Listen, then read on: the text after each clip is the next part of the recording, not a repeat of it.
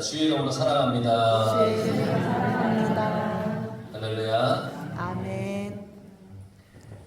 오늘 말씀을 보게 되면 32절 예수께서 제자들을 불러 이르시되 내가 무리를 불쌍히 여기노라. 그들이 나와 함께 있은지 이미 사흘임에 먹을 것이 없도다. 길에서 기진할까 하여 굶겨 보내지 못하겠노라. 오늘 본문의 이 말씀은 예수님께서 4,000명을 먹이신 그런 기적입니다. 우리가 앞에서 배운 5,000명을 먹인 기적의 사건이 있었죠. 마태와 마가는 이 두 가지를 다 기록해 놓았어요, 성경에. 이 두 가지의 기적의 사건이 비슷해 보이지만 분명하게 두 번의 기적을 주님께서 행하셨어요. 예수님께서 제자들에게 말씀하세요. 저들이 참 불쌍하구나. 그들이 나와 함께 있은지 사흘이라. 벌써 3일이나 나랑 같이 있었네. 야, 굶겨서 보내기에는 안 된다. 쓰러질까 걱정된다. 그렇게 주님께서 제자들에게 말씀하셨습니다. 그래서 33절에 제자들이 이르되 주님의 그 말씀이네. 광야에 있어 우리가 어디서 이런 무리가 배부를 만큼 떡을 얻으리까? 그렇게 제자들이 얘기를 해요. 광야에서 이 많은 사람들이 그들을 먹일 떡이 도대체 어디서 구하겠습니까? 제자들이 어찌할 줄 모르고 당황해하는 것 같아요. 막 당황스럽잖아요. 여러분, 제자들의 이런 반응은 사실 5,000명을 먹이신 주님의 그 사건이 있잖아요. 그 사건을, 그 기적을 체험한 그 제자들이었기 때문에 사실 이들의 이 반응이 이해하기가 좀 어려운 모습이에요. 그렇잖아요. 5,000명을 먹인 기적을 그들이 경험했잖아요. 그런데 지금 또 예수님께서 야, 이들을 굶겨버릴 수 없다. 먹을 걸 주어라. 이렇게 말씀하셨을 때 제자들이 아니 도대체 어디서 그걸 구합니까? 라는 이 반응이 사실 좀 이해가 되지가 않아요.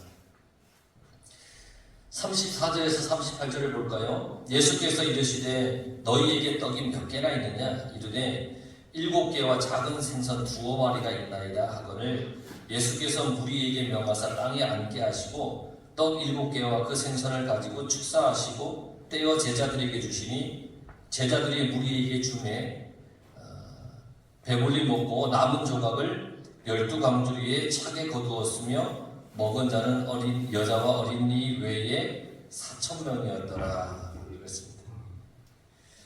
오늘 이 본문의 말씀이 오병이어 보리떡 5개 물고기 2마리로 5,000명을 먹이신 그 사건과 비슷한 사건이긴 하지만 차이점이 분명히 있습니다.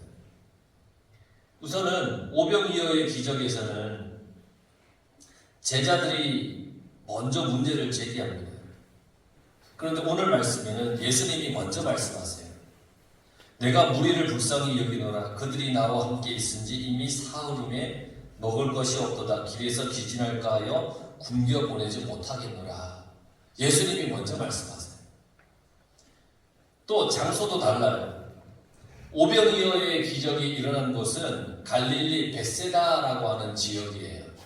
그런데 오늘 이 4,000명을 먹인 이 사건은 이방인들이 많이 사는 데가볼리라고 하는 지역이에요. 서로 지역이 다 다르고 장소가 달라요.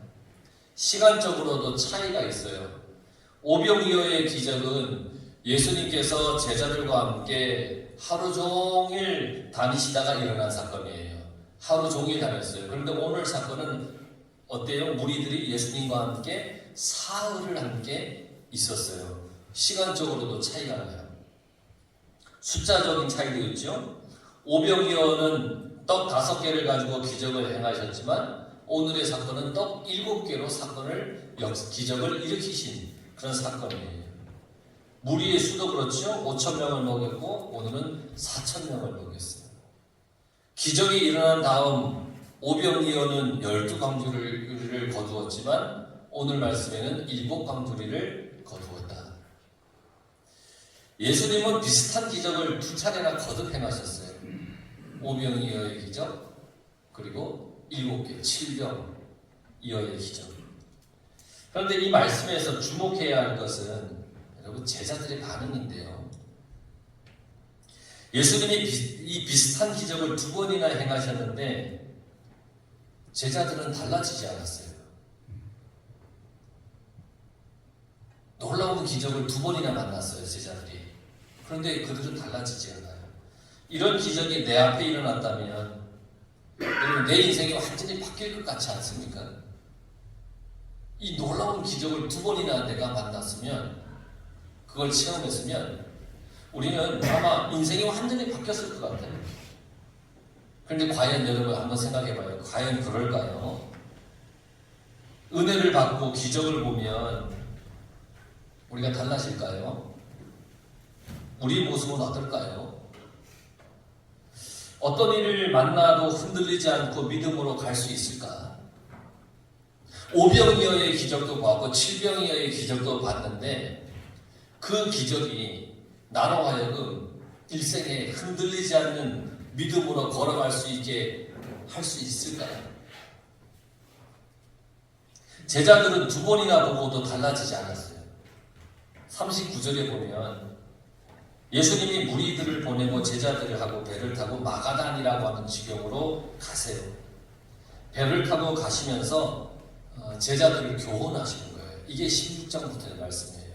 제자들을 교훈을 하시는 거예요. 16장 6절에 보면 예수께서 이르시되 삼가 바리새인과 사두개인들의 누룩을 주의하라 하시니, 예수님께서 제자들에게 바리새인과 사두개인의 누룩을 조심해라 그렇게 말씀하세요.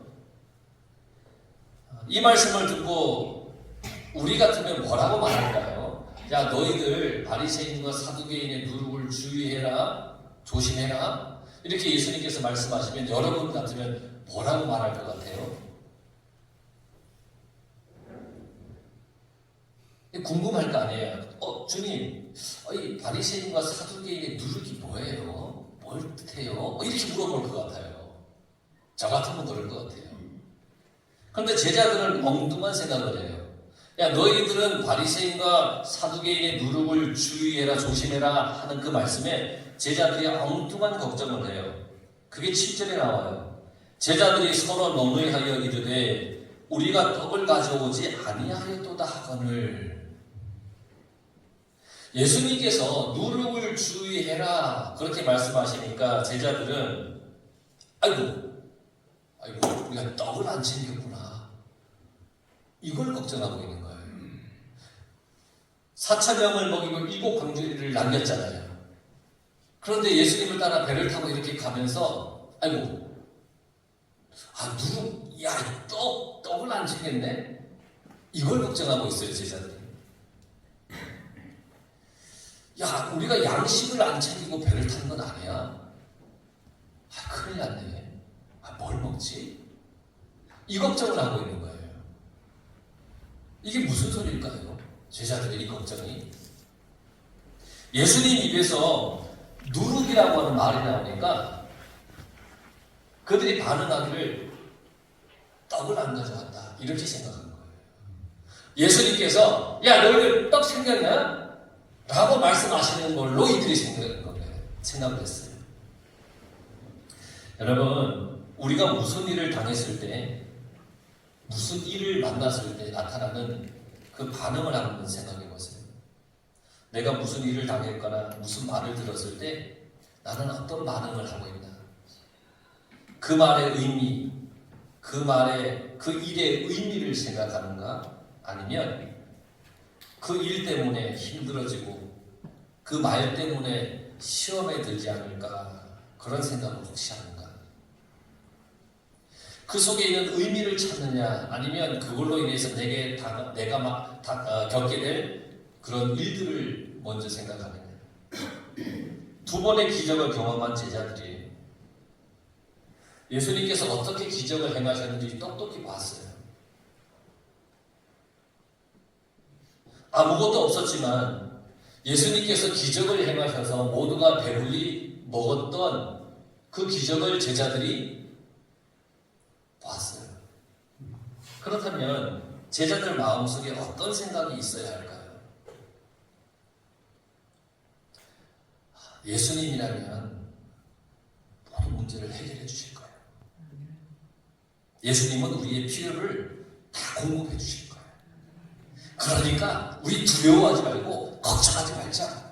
이렇게 생각해야 되지 않겠어요?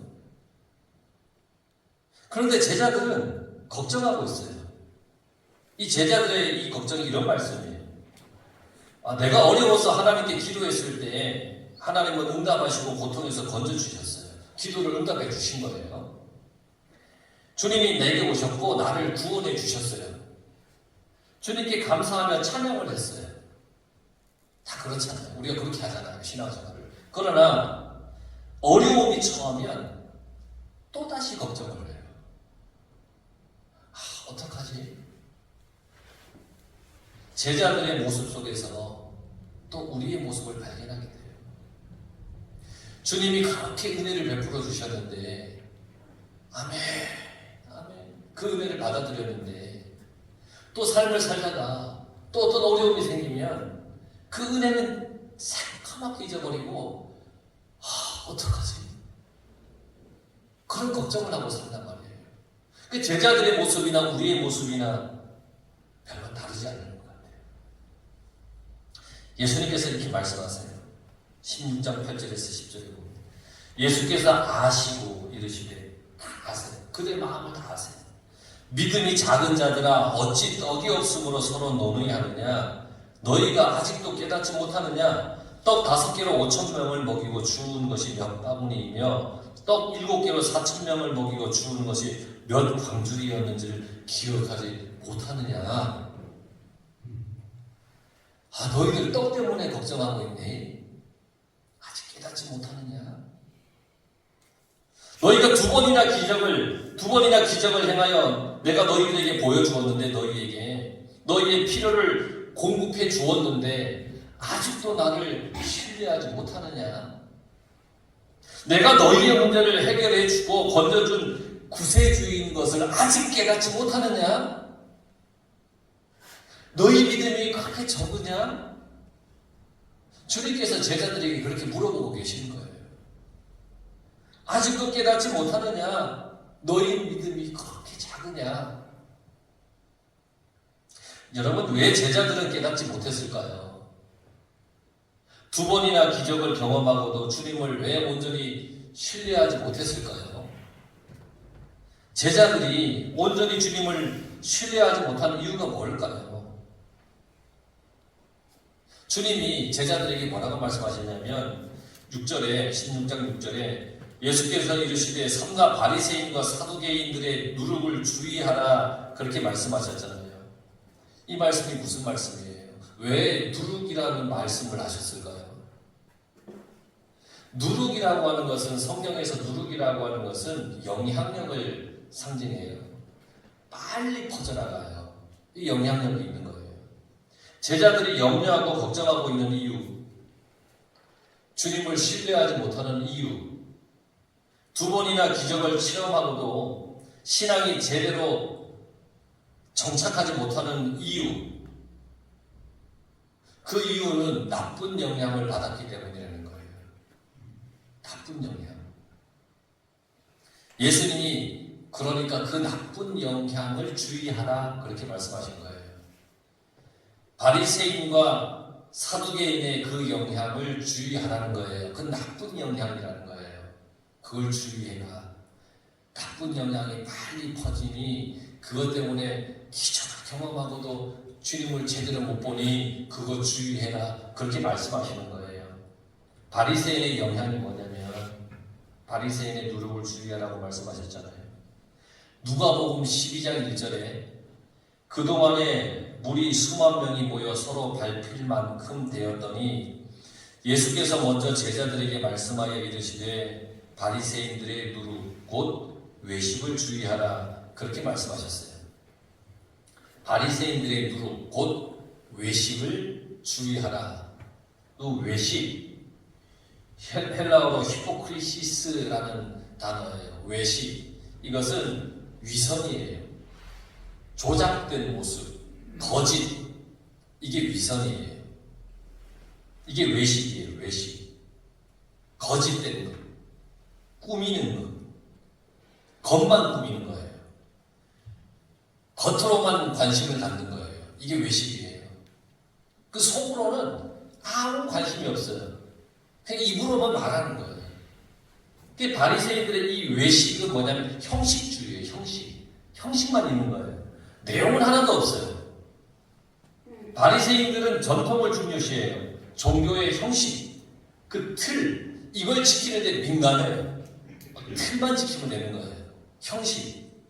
종교의 형식이나 틀을 갖추는데 열심히 했어요. 그런데 내용은 하나도 없는 거예요. 내용을 갖추지 않는 거예요. 그래서 예수님이 바리새인들을 향하여 뭐라고 질책하셨냐면 회칠한 무덤이라고 했어요. 회칠한 무덤.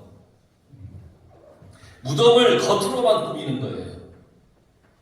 무덤을 겉으로 꾸며서 화려하게 만드는 거예요. 좋게 만드는 거예요. 그런데 무덤을 겉으로 열심히 꾸며야 무슨 소용이 있어요? 그 안에는 썩은 것밖에 없잖아요. 무덤 속에는. 중요한 것은 버렸다는 의미예요. 중요한 것은. 어떠세요, 여러분? 교회에 왜 나오시죠? 왜 신앙생활을 하시는 거죠? 교회에 안 나오면 이제 목사님이 또 전화해서 왜 안 오셨어요? 할까봐 주일날 그냥 나오시는 거예요? 그게 아니잖아요. 아니잖아요. 안 나오는데 또 목사님이 전화 안 하면 또 관심이 없나? 진짜. 목사님이 이 교회에 너무 오래 계셨어. 관심도 없어. 혹시 그러십니까? 그러기 위해서 교회에 나오는 건 아니잖아요. 여러분, 예수님을 닮아가기 위해서 나오지 않습니까?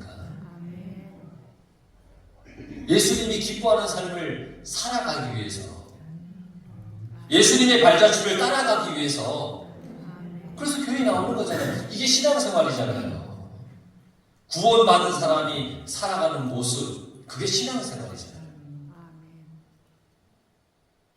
여러분, 교회 와서 예배를 드려요. 우리가 설교를 들어요. 그럼 예배 드리는 삶, 설교를 들은 대로의 삶을 살아야 되잖아요.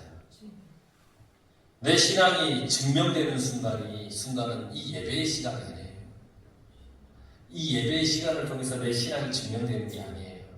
예배가 끝나고 나서부터 증명되는 거예요. 예배 시간에 받은 은혜가 우리 이 교회 마당까지 나가는 까지도 연장될 수 없다면 우리의 삶이 어떻게 되겠어요? 이곳에서 받은 은혜를 가지고 우리는 세상 가운데서 그 은혜를 가지고 살아야 되는 거예요. 여기서는 아멘하고 은혜를 받았는데 이 교회 마당까지도 나가기 전에 은혜가 사라진다면 그게 무슨 소용이 있냔 말이에요. 내 신앙은 이곳에서 받은 은혜를 가지고 또 세상 가운데에서 은혜에 걸맞게 살아가는 거예요. 그게 우리가 신앙생활이고 신앙의 삶이에요. 예배 드리는 것이 신앙생활이라면 질서를 지키는 것도, 이웃을 생각하고 배려하는 것도, 이웃들에게 친절한 모습으로 다가서서 그리스도의 사랑을 나타내는 것, 이게 신앙생활이에요. 바리새인들은 종교 형식을 갖추는 데만 열심히 있었던 거예요. 그러니까 주님이 그걸 조심하라는 거예요. 제자들이 또 걱정하는 것은 많은 기적의 역사를 체험하고 나서 또 걱정하는 것은 바리새인들의 영향을 받고 있었기 때문이에요. 주님이 베풀어 주신 기적의 그 내용을 마음속에 새기지 못하고 겉으로 보여줬던 그것만 기억하고 있었기 때문이에요. 외식적인 것, 형식적인 것, 위선적인 것. 그래서 바리새인의 누룩을 주의하라. 예수님이 보실 때 너희들이 지금 바리새인의 영향을 받고 있구나. 그래서 말씀하시는 거예요. 또 사두개인의 누룩을 주의하라고 그랬어요. 당시 바리새인과 함께 또 하나의 종교 계층이 있었는데 그 사람이 사두개인들이에요. 사두개인들은 제사장 출신이에요. 그리고 이들은 정치적으로 로마와 결탁을 해서 친로마적인 삶을 살았고 또 헤롯 왕가와 어울렸어요. 헤롯 가문의 공통점이 뭐냐면 욕심, 특히 돈에 대한 욕심. 이게 헤롯 왕가에 가지고 있는 공통적인 특징이에요. 그래서 백성들에게 이 과중한 세금을 부과해서 중간에 가로채는 거예요. 그들은 뇌물을 즐겨했어요. 그리고 사두개인들은 그 헤롯 왕가의 사람들과 친했던 거예요. 그러니까 이 사두개인의 누룩이라고 하는 거는 세속주의, 물질주의 이걸 얘기해요. 그러니까 예수님께서 그걸 주의하라는 거예요. 바리새인은 형식주의, 외식주의, 사두개인들은 세속주의, 물질주의. 주님은 이걸 조심하라는 거예요. 이런 신앙생활은 우리의 영을 무디게 만들어요. 외식적인 것, 세속적, 물질적. 이것이 앞서는 신앙은 우리의 영을 무디게 만들어요. 이들은 교회를 다니고 신앙생활을 하는데 이 영성이 무감각한 거예요. 그리고 주님이 16장 1절에서 4절에 이렇게 말씀하세요. 너희들은 악하고 음란한 세대고 날씨는 구별하면서 시대의 표적은 분별하지 못하는구나. 내가 그렇게도 많이 하늘의 표적을 보여주었는데도 여전히 하늘의 표적을 또 구하는구나. 그렇게 말씀하셨어요. 이들은 영의 눈과 귀가 닫혀 있어서 예수님이 보여주시고 가르쳐주시는 하늘의 표적을 보지 못했어요. 그래요, 여러분. 물질주의, 형식적인 신앙생활에 이들은 영이 무감각해져 있었던 거예요. 주님이 보여주신 그 기적이 정말 은혜로 마음에 새겨진 게 아니라 영적으로 무감각해지니까 그 겉으로만 나타난 그것만 바라보게 되었다는 거예요. 16장 6절에 예수님이 경고의 말씀을 주었을 때 제자들의 반응이 7절에 나와 있다고 그랬죠. 제자들이 서로 논의하여 이르되 우리가 떡을 가져오지 아니하였도다 하거늘. 지금 동문서답하고 있어요, 제자들이. 예수님은 바리새인과 사두개인의 누룩을 주의하라 그렇게 말씀하셨잖아요. 누룩 소리가 나오니까 제자들은 얼른 마음속에 떠오르는 게 뭐냐면 떡이었어요. 누룩을 넣어서 빵을 만들고 떡을 만드니까 누룩을 주의하라 그러니까 떡밖에 생각이 안 나는 거예요. 떡 걱정을 하고 있는 거예요. 먹을 걱정을 하고 있는 거예요.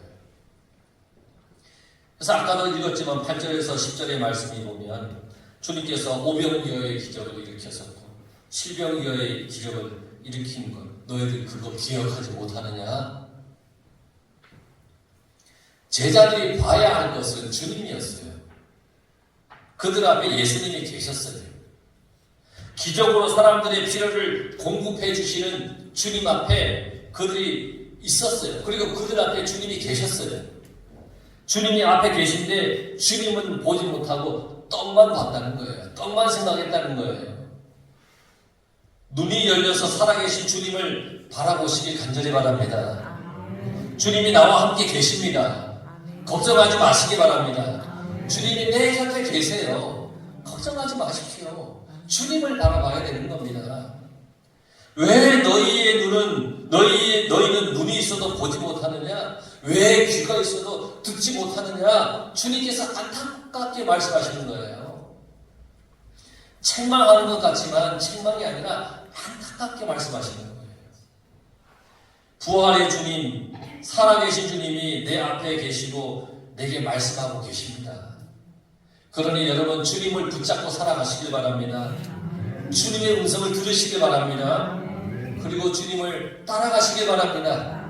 그러면 됩니다. 그러면 됩니다. 이한정아도 그렇게 살아가시기 바랍니다.